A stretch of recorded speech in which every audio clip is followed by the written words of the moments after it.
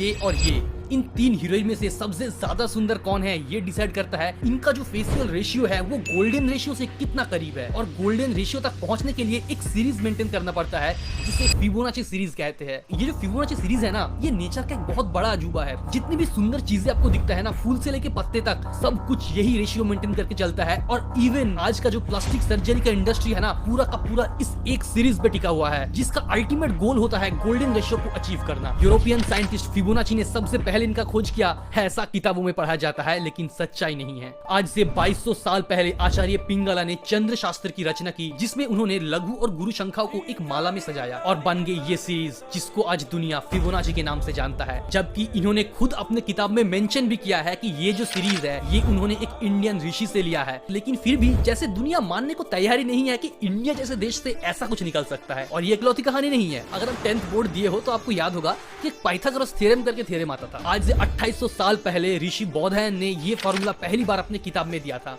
आर्यभट्ट तो पता ही होगा ना जीरो का इन्वेंशन किया है, लेकिन दिक्कत है कि सिर्फ इतना ही पता है सबको। जीरो के अलावा भी उन्होंने क्वाड्रेटिक इक्वेशंस का रूट्स निकाले ग्रहों की चालों को प्रेडिक्ट करने के लिए। इन्फिनिटी का जो कंसेप्ट है ना, उसे दो तरह से अचीव किया जा सकता है। पहला कंसेप्ट, वास्करादी सेकंड ने इसी जीरो को 3 से डिवाइड करके इन्फिनिटी का कंसेप्ट बताया है। और उससे भी 600 साल पहले यतिवृषभा ने अपने किताब में यूनिट प्लेस से लेके गिनती के अलग अलग यूनिट्स को डिस्क्राइब करते हुए इन्फिनिटी की तरफ इशारा किया। ट्रिग्नोमेट्री का साइन फंक्शन का जन्म भी आर्यभट्ट ने दिया और इस साइन का असली नाम जय था। अरबों ने जब इसे अडॉप्ट किया तो जय हो गया जीवा, और फिर यूरोप जाते जाते ये जीवा साइन फंक्शन में कन्वर्ट हो गया। और इससे भी शॉकिंग बात की ग्रेविटेशन, जिसे आप न्यूटन का देन मानते हो, न्यूटन से 500 साल पहले 12th सेंचुरी में भास्कराचार्य ने ग्रेविटी का कंसेप्ट बताया। उनका कहना था कि इस यूनिवर्स में हर एक ऑब्जेक्ट एक दूसरे को एक फोर्स के थ्रू पुल कर रहा है, और इसी के चलते महाकाश में पृथ्वी अपने जगह पर स्थित है। और इस फोर्स का नाम दिया उन्होंने धरणात्मिकम शक्ति। इसी कंसेप्ट के साथ कैलकुलस का भी जन्म दिया उन्होंने, जैसे कि क्षण में क्षणिक परिवर्तन कैसे मापा जाए। क्षण मतलब बहुत छोटा सा टाइम डिफरेंस में यानी dt, और क्षणिक परिवर्तन यानी कि छोटा सा डिस्टेंस यानी dx, और यहीं से आता है dx/dt इक्वल्स टू वेलोसिटी। वैसे सच्चाई पता है, गणित ना कभी भी हमारे लिए एक सब्जेक्ट नहीं था, ये उन ऋषियों के लिए था ब्रह्मांड का भाषा, जिसे हजारों साल बाद गैलीलियो गैलीली ने समझा और लिखा कि मैथमेटिक्स वो भाषा है जिसके मदद से